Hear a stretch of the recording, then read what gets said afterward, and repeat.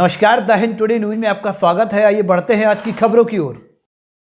सराफा कारोबारी और जैन ज्वेलर्स के संचालक मुकेश जैन द्वारा जमीन मामले को लेकर चल रहे झगड़े में अपने ऊपर लगी एफआईआर को हटवाने के एवज में 3 करोड़ रुपए लेने के बावजूद दूसरे पक्ष पर लगी एफआईआर को वापस नहीं लेने पर इस पूरे मामले में बीच की कड़ी बने खुद के परिवार के पारस जैन के साथ धोखाधड़ी की जाने के बाद पारस जैन ने अन्य सराफा कारोबारी के साथ आज ग्वालियर के सराफा बाजार में धरना दिया। उनका कहना है कि मुकेश जैन का दूसरे पक्ष से झगड़ा था, लेकिन उन्होंने खुद जुबान देकर राजीनामा कराया था। लेकिन अब मुकेश जैन अपने वादे से मुकर रहा है और दूसरे पक्ष द्वारा उनके ऊपर दबाव बनाया जा रहा है। ऐसे में मुकेश जैन की करतूत समाज के सामने लाने के लिए उन्हें धरने पर बैठने को मजबूर होना पड़ा, जिससे मुकेश जैन पर दबाव बने और दूसरे पक्ष के साथ किए गए अपने वादे को पूरा करें।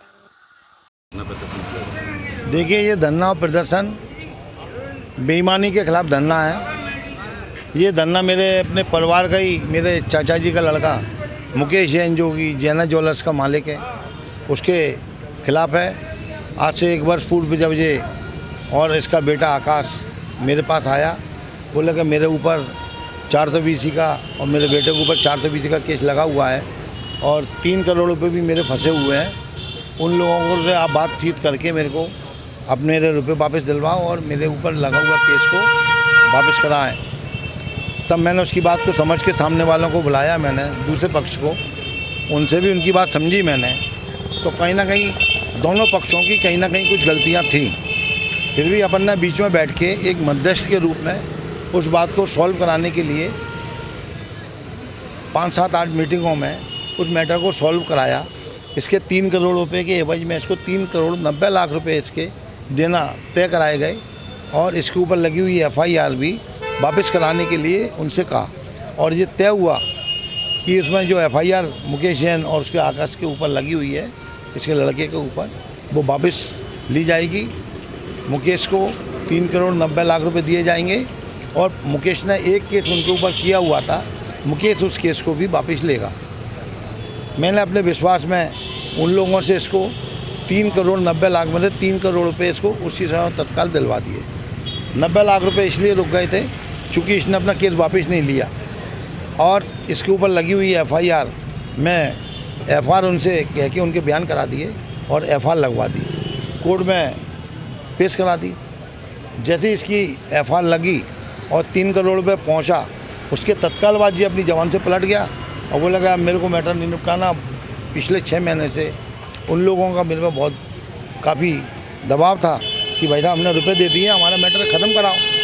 मैं इसको लगातार टच कर रहा था। इसने मुझसे कभी संतोषजनक जवाब नहीं दिया। फिर मैंने इसको कहा, पारिवारिक रूप में भी मैंने इसको बिठाला, हमारे चाचा, हमारे भाई, इसके भाई, और मैंने अपने भाई को भी बिठाल के इससे बातचीत कराने की कोशिश की कि बैठ के मैटर को निपटा लो। तुमने मेरे जवान पे किस बात को लेकर लेना, पैसे का कोई ज़मीन का और इनका और उस पार्टी का कोई ज़मीन के सौदे को लेके विवाद था। तो आप धरना क्यों दे रहे हैं, क्या कारण है? धरना इसलिए दे रहा हूँ कि मैंने अपनी जवान पर इसको 3 करोड़ रुपए उन लोगों से दिला दिए प्रेशर आपके पास है और एफआर भी लगवा दी इसकी 420 वाले केस में। अब वही कह रहे हैं भाई साहब तुमने तो हमको इसको फ्री कर दिया और हमको बांध दिया है। आज तुम्हारी जवान पे हमने 3 करोड़ रुपए दे दिया, जो नंबर 2 का 3 करोड़ रुपया था दे दिया, जिसकी कोई लिखा पढ़ी नहीं है। और आज ये हम पे उल्टा केस भी कर रहा है।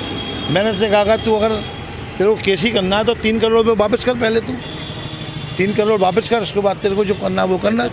तो पैसे भी नहीं दे रहा, केस भी वापस नहीं ले रहा। क्या मांगे आपकी? हैं? मेरी मांग ये है कि या तो ये अपने केस वापस ले, और केस वापस नहीं लेता तो मेरे बीच में जो उस पर रुपया पहुँचा है वो रुपये को वापस करें।